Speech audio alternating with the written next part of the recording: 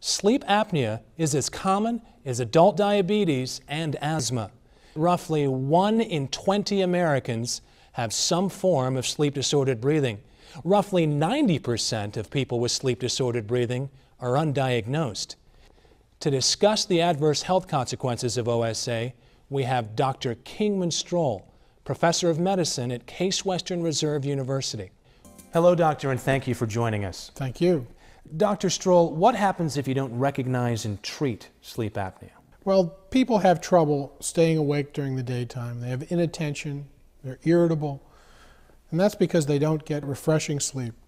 They have problems with waking up at night, they have problems with apneas at night, and they have problems with just not getting their proper night's sleep.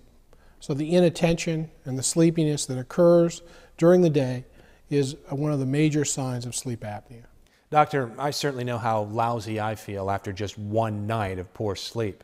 Certainly I feel more prone to accidents, but can you tell me a little bit how this affects the heart? Well, the apneas during sleep relate to, you wake up to be able to break from those apneas. The apneas also produce falls in oxygen level, increases in CO2. They stress your heart in 3 ways. The first thing it does is that during the apnea itself, blood pressure can rise. Secondly, your heart rate can increase, increasing blood pressure as well as heart rate. And the hypoxemia can cause the release of stress hormones.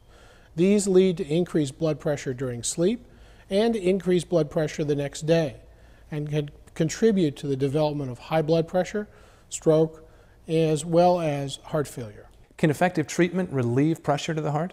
Yes, it can. The key is stopping the apneas. If you stop the apneas, you stop the fall in oxygen level, you don't need to wake up to be able to restore your breathing, and you have uninterrupted sleep, and you cause your cardiovascular as well as your sleep-wake physiology to go back more towards normal.